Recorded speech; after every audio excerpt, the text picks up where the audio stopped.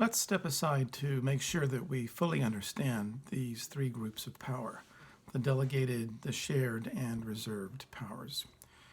Indeed, what I want to do is use an analogy, which is the typical homeowners association. Neighborhood HOAs control a great deal, but they do not control the lives of the individuals inside their homes. And even though an HOA exists, the homeowners are the masters of their domains inside.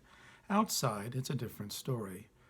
The homeowners, you see, gave up certain rights to that HOA upon its creation to control areas that are shared by all homeowners, such as sidewalks and roadways, signage, and things like that in the neighborhood. The HOA, in other words, is given control over common areas. The HOA is an entity that the homeowners created. Yet without the homeowners, the HOA would not exist. And the HOA serves the homeowners, but it does have authority and complete authority in those areas that we call common, so that one single homeowner cannot control common areas. If we did this the other way around and let just one of the homeowners control the common areas, you can imagine how unfair typically that type of exercise of power would be. Furthermore, the HOA cannot control areas that are beyond the HOA agreement. So just as in the creation of a homeowners association, the states created the U.S. government. And I repeat, as an HOA is limited form of self-government, so is the United States government a limited form. If it's not in the U.S. Constitution, it does not exist. So, by the way, let's talk more about dates. 1789, this is our birthday, not 1776. 1776 was the beginning of a revolution that was here successful. Many other countries have had revolutions too, but were not successful, in particular Scotland. In fact, the framers of the United States Constitution borrowed a great deal from Scotland by adopting their views on human rights, or individual rights, which we'll talk about on another video.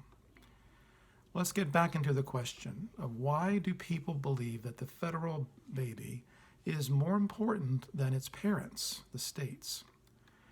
So in 1789, those individuals formed a federal government, or baby. And this one provision in the federal Constitution can answer our question, and it is the Interstate Commerce Clause. You see, here is one of the delegated laws. Here is our connection to the answer.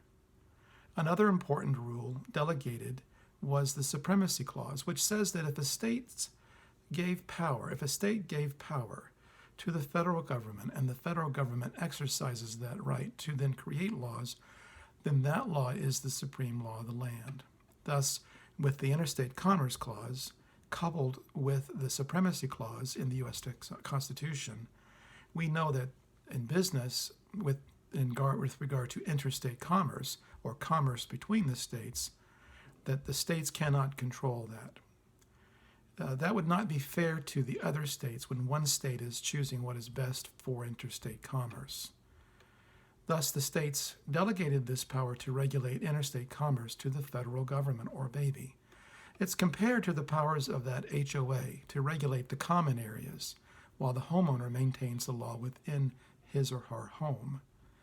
Interstate commerce is then a federal-controlled area, or content, or topic. The states still control intrastate commerce, just as a homeowner controls her domain. Therefore, Washington State's General Assembly, through the governor and our courts, our three divisions of government, control what happens inside Washington.